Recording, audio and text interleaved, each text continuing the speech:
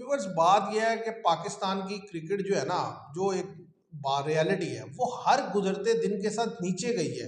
वक्ती तौर पे आपको जीत मिली है, लेकिन अगर आप देखें ना, जो पहला WTC था उसमें हमने कहते हैं नंबर 6 पर फिनिश किया था।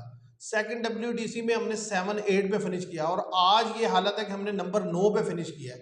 तो आप इससे अंदाज़ा लगा लें कि मतलब ये नहीं कि आप आगे जा रहे हैं या पीछे जा रहे हैं। तो मैं तो समझता हूँ कि पीछे जा रहे हैं, और वो पीछे इसलिए जा रहे हैं कि आपको अपनी जो मिस्टेक्स है ना, जो हाँ जी। आपके फॉल्ट्स हैं, जो फ्लॉज हैं, आप उसको ना तो एड्रेस कर पा रहे हैं, जब आपको, और एक ना आप पॉइंट आउट कर पा रहे हैं। अगर आप ठीक तरीके से पॉइंट आउट कर पाए फिर ही तो उस पर काम होगा। आप क्या करते हैं, आपको एक तरह से डिफीट होती है तो आप दूसरे तरीके को फॉलो कर लेते हैं, दूसरे तरीके से डिफीट होती है तो फिर पहले पे चले जाते हैं। आपके पास कोई प्रॉपर लॉन्ग टर्म प्लान नहीं है कि इस तरीके से अगर हम वर्कआउट करके जो है आप टीम को जो है आगे ले जा सकते हैं। एक्चुअली टेस्ट की टीम नहीं है, आपके बॉलर 90 ओवर नहीं कर हाँ सकते। जी। आप देखें अभी जो टेस्ट आपने खेले हैं दोनों, किसी इनिंग्स में 60 से ज्यादा ओवर तो खेले नहीं, 60-70 से ऐसे ही है, ज्यादा आप वेस्ट इंडीज देखें ने नहीं खेले। 3 दिन में पहले जो एयरलाइन से पहले मैच खत्म हो गया। ठीक है। अब अगर आपको किसी ऐसी सरफेस पे खेलना पड़ता है, आप श्रीलंका जाते हैं और वहां पर 90 ओवर करवाने पड़ जाते हैं, तो ना तो आपके स्पिनर इस काबिल हैं कि वो 90 ओवर में से 25-30 ओवर करवाए, ना आपके फास्ट बॉलर इस काबिल है कि वो इतने ओवर करवा सके। क्योंकि वाजे तौर पे आप देख लेना, स्ट्रगल करते हैं। हाँ जी। जहां पर आपके स्पिनर 15 ओवर करवा लेते हैं, 10 से 15 ओवर, उसके उसके बाद खेलना जो है आसान हो जाता है बैटर्स के लिए। तो ये वो एरियाज हैं कि जो एरियाज ऑफ कंसर्न हाँ है। जी। और ये फिटनेस के इशू है, आप देख लें कि अगर फिटनेस हो ना प्लेयर की तो वो लंबे आवर करवा सकता है। अस्सलाम viewers, welcome to all of you on my YouTube channel Crick Chat. मैं उम्मीद करता हूँ आप सब खैरियत से होंगे। व्यूअर्स, आज की वीडियो में हम बात करेंगे कि वेस्ट इंडीज ने जो है पाकिस्तान की सरजमीन के ऊपर आके जो है 34 साल बाद पाकिस्तान को टेस्ट फॉर्मेट में डिफीट दी है। तो इसकी क्या क्या रीज़न जो है सामने आई, खासतौर पर मेरे साथ जो है खुरम इकराम है। मैं इनसे पूछता हूँ कि कौन कौन से एरियाज को पॉइंट आउट करना चाहिए पाकिस्तान की बैटिंग लाइनअप पे, फील्डिंग पे, और जो हमारे बॉलर्स हैं, प्रीमियर बॉलर्स, कि किस वजह से जो है हमें डिफीट का सामना असल करना में पड़ रहा बात यह है कि ये जो प्रॉब्लम है ना, ये कोई इतनी, जिसे कहते हैं ना, शॉर्ट टर्म नहीं है कि जिसकी कोई आज, यानी कि कोई रिसेंट कोई ऐसी सिनेरियो बिल्ड हुआ जिसकी वजह से पाकिस्तान को डिफीट हुई। एक्चुअली अगर आपको मैं थोड़ा सा पीछे लेकर जाऊं, तो बांग्लादेश के अगेंस्ट जब पाकिस्तान टेस्ट मैच खेलने वाला था वर्ल्ड कप के बाद, तो एक प्लान बनाया गया, स्ट्रेटेजी बनाई गई कि हम जो है ना फास्ट पिचेस बनाएंगे जिसमें फास्ट बॉलर के लिए मदद होगी, क्योंकि बांग्लादेश के पास बेहतर स्पिनर है तो हम उन्हें फास्ट से हैंडल कर लेंगे। फिर हमने फास्ट पिचेस बनाई और उन फास्ट पिचेस पर डिफीट किसे हुई, हमें। अच्छा, फिर कुछ वक्त गुजरता है, फिर हमने फ्लैट विकेट बना दी इंग्लैंड के खिलाफ पहले टेस्ट मैच में, उसमें भी हमें बुरी तरह डिफीट हो गई। फिर आकिब जुवैद आते हैं, आकिब जुवैद कहते हैं कि भाई इंग्लैंड को हराने का बेहतरीन फार्मूला ये है कि आप एक स्पिन ट्रैक बनाएं और इंग्लैंड को फंसा लें। फिर हमने स्पिन ट्रैक बनाए दोनों, उन पर बेहद रन थी और हमने दोनों टेस्ट मैच जीत लिए। अच्छा, अब उस फार्मूले पे हम चलने लगे, वेस्ट इंडीज के अगेंस्ट भी हमने वही फार्मूला इस्तेमाल किया, लेकिन जैसे ही सेकंड टेस्ट आया वो फार्मूला भी एक्सपोज हो गया।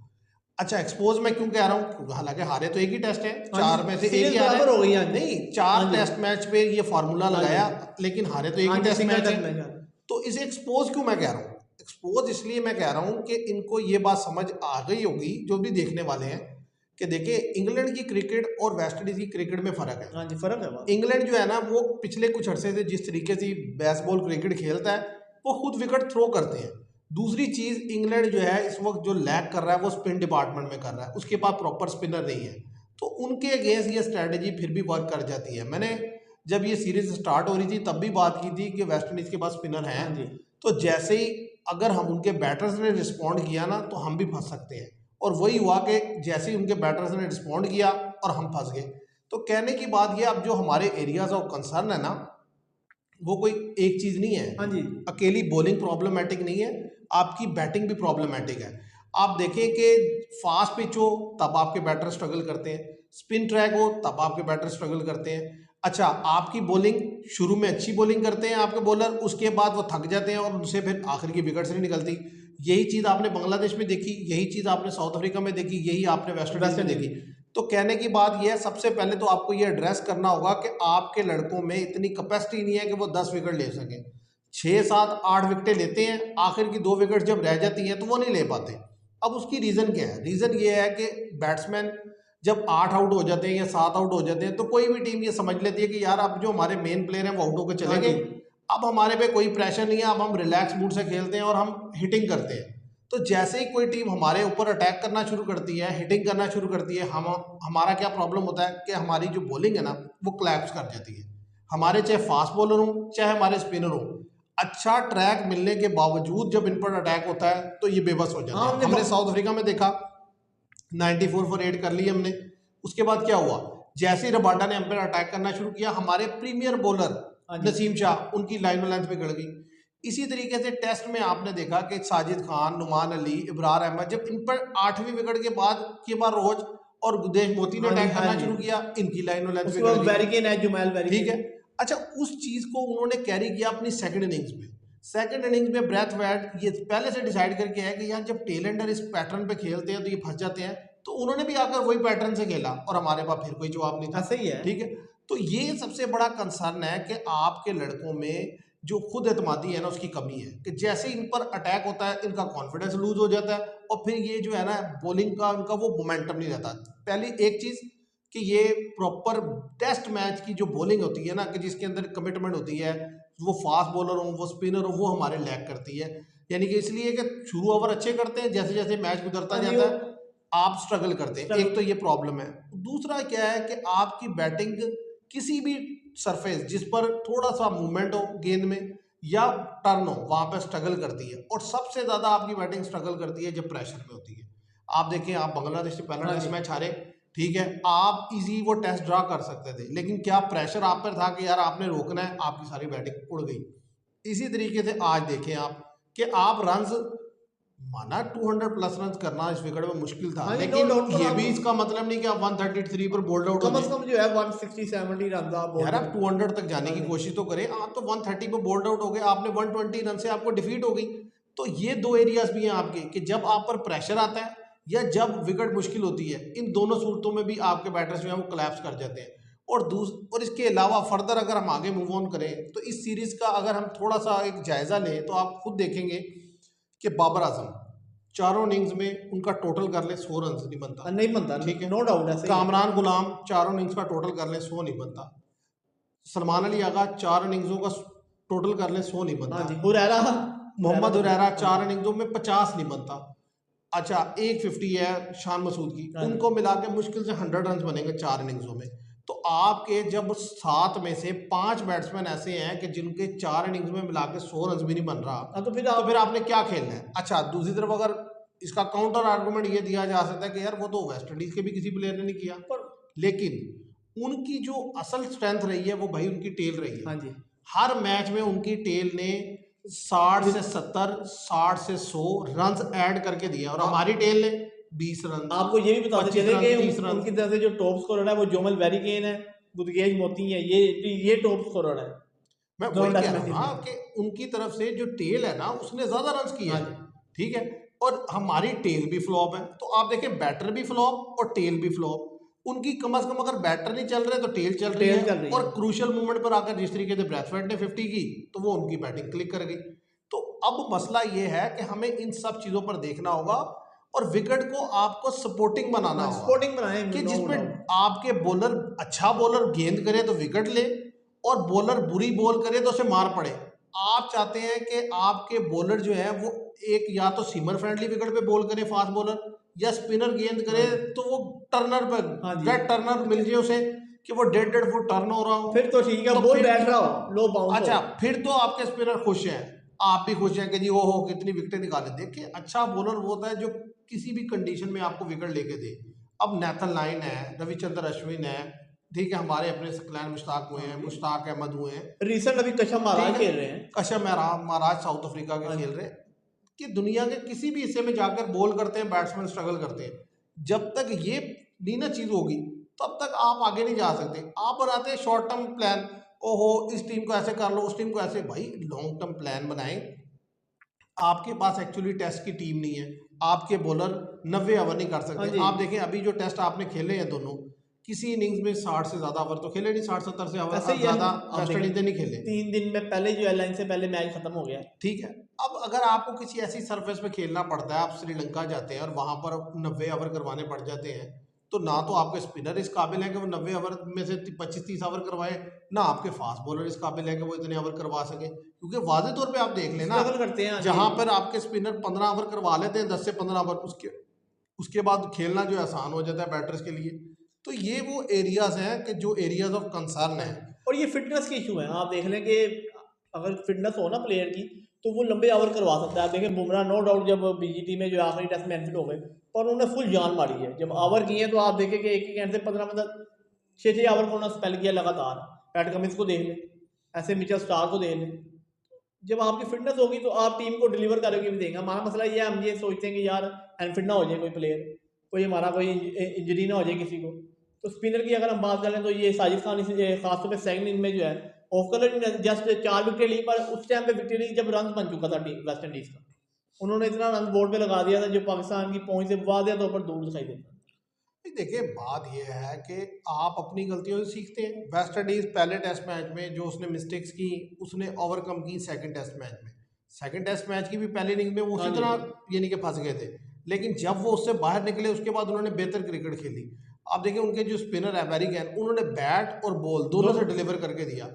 देखिए 84 के यानी कि राउंड हाँ जी, हाँ जी। 54 के राउंड रन्स बनाया इस टेस्ट मैच हाँ जी। में और 9 विकेट्स ली। वो मैन ऑफ द मैच रहे प्लेयर ऑफ द सीरीज भी है वो जोमिल बेरी। और बहुत अच्छी उनकी हाँ जी। लाइनो लेंथ थी। देखिए जिस तरीके से वो लाइनो लेंथ से उन्होंने गेंद की हमारे बैटर्स को प्रॉब्लम क्रिएट की। एक बात तो आपको समझ आ गई होगी कि भाई हमारे बैटर जो है ना वो स्पिन के गेंद भी स्ट्रगल करते हैं करते हैं, मैं वाज़ेह तो तौर बार पर, बार कह रहा सिवाय हूँ। रिजवान और सऊद शकील। इन दो बैटर्स के अलावा हमारे जितने भी प्लेयर खेल रहे थे वो सारे स्पिन के गेंद जो है ना वो स्ट्रगल करते हुए वाज़ेह तौर पर दिखाई दिए कि उन्हें साफ पता चला कि यार वो जैसे होता है ना कि बड़ा परेशानी से खेलना और फिर बड़ी बड़ी लूज शॉट खेलकर आउट हाँ हुए। जी। कामरान गुलाम ने जैसे कल शॉट खेली, आप देखेंगे अभी पहला ओवर कराने आया है जोमिल वेरिगन और आप किधर जा रहे हैं। असल में ये भी प्रॉब्लम है कि हमारे लड़कों के पास उतनी गेम अवेयरनेस नहीं है। और देखिए जो अबरार अहमद है वो बिल्कुल ऑफ कलर हाँ जी। लगे, यानी कि इतनी टर्निंग ट्रैक पर भी अबरार अहमद कोई खातिर खा रिजल्ट प्रोड्यूस नहीं करके और आप लगे। देख लें कि आपने इनको एक प्रीमियर स्पिनर के तौर पर जो है चैंपियन ट्रॉफी में प्रिलिमिनरी स्काउट जो है उसमें शामिल कर लिया है। आप देखेंगे जिनसे जो है इस रैंक टर्नर पे मिसाल के तौर पर जो बॉल नहीं हो पा रहा, तो उधर वो नॉर्मल पिचेस पे जो ओडीआई में 50 ओवर का मैच होना है और उधर जहाँ तक इस तरह स्पिन ट्रैक भी नहीं होगा, तो उधर तो इनको रन कंसीड होंगे काफ़ी। असल में बात यह है कि इन्होंने जो बॉल किया साउथ अफ्रीका में टेस्ट उधर ओडीआई में और जिस तरीके से T20 में, उसमें फिर भी ये कदरे बेहतर, क्योंकि ये बॉलर पता क्या है, ये है कंटेन करने वाले बॉलर। जैसे सीधी सी बात है जैसे जनता मैंडिस गेंद करते थे, जिस तरीके से मुजीब गेंद करते हैं, उस तरीके के ये बॉलर हैं। तो अब उसमें ये होता है कि ये टेस्ट में तो बिल्कुल ही मतलब मुझे तो समझ ही नहीं लगी इनकी हाँ टेस्ट में, जी। तो बिल्कुल ही ऑफ कलर लगे हैं। अब पता नहीं क्या वजह। अब देखें गलती हमारी होती है ना, हमने इंग्लैंड के खिलाफ इन्हें खिलाया, हाँ जी। ये बिल्कुल ऑफ कलर लगे, इनसे बॉल ही नहीं हुई। कोई फिगर नहीं उसके लेते। बाद ये टीम से बाहर हो गए, चाहे एनफील्ड की वजह से हो गए या जो भी, ये टीम से बाहर हो गए। फिर अचानक से आप उन्हें उठाकर फिर ले आते हैं। यही तो समझ से बाहर है कि वो प्लेयर जो है वो एक T20 में परफॉर्म करता है, एक ओडीआई में परफॉर्म करता है, जो टेस्ट से बिल्कुल डिफरेंट गेम है, और आप उसकी बुनियाद पे जो है उसको टेस्ट में शामिल कर लेते हैं, टेस्ट की बुनियाद पे जो उसको ओडीआई में ले लेते हैं।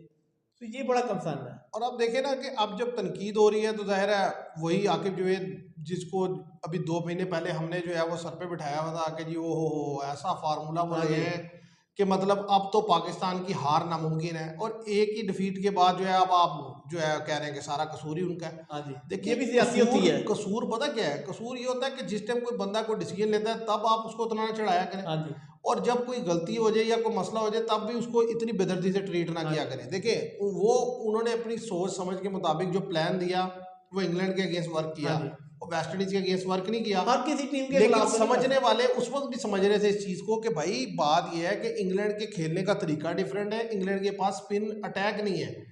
अगर हम किसी ऐसी टीम के अगेंस्ट इस पर खेलेंगे जिसके पास स्पिन अटैक होगा और उसके लड़कों ने सेंसिबल बैटिंग कर ली तो हम फंस जाएंगे, क्योंकि हमें ये नजर आ रहा था कि हमारे लड़के भी स्पिनर पे स्ट्रगल करते हम तो हैं। बार बार वीडियो में ही कहते रहे कि यार ठीक है, तो आज अब वो दिन आया कि जब उनके लड़कों ने भाई बेहतर गेंद की। आप देखें पाकिस्तान पहले इनिंग्स में 200 प्लस करता है, उसके बाद दूसरी इनिंग में पहले टेस्ट की 150 और फिर इस दोनों इनिंग्स में 154 आप 200 से लेस हाँ पर जी। बोल्ड आउट हो जाते हैं। और आप देखें कि वाज़ेह तौर पर पता चलता है कि आपके लड़कों को गेंद समझ ही नहीं आ रही नहीं आ रही समझ कि बातें आपने तो। क्या खेलना है। हालांकि देखिए वेस्ट इंडीज को स्ट्रगल करना चाहिए, उनकी टेल ने जिस तरीके से आगे स्पिनर को खेला है कमाल है। नो डाउट हमारे उन्होंने तो मतलब टॉप ऑर्डर के बैट्समैन नहीं खेल सके जिस तरीके से उनकी टेल ने आकर खेला। अग्रेसिव माइंडसेट से खेला उन्होंने। तो अब ये है कि देखिए आपके पास फिर 8 महीने हैं, जो हार जीत हो गई ठीक है, गेम का हिस्सा है। आपके पास 8 मंथ्स हैं, उसके बाद फिर जो है पाकिस्तान में मैच होंगे। तो हमारी गुजारिश है कि विकेट बनाएं, अपनी फेवर की बनाएं, लेकिन ऐसी विकेट बनाएं जिसपे एक स्पोर्टिंग हाँ विकेट हो, जी, बैट्समैनों के लिए भी हो और वो बॉलर्स के लिए भी हेल्पफुल हो।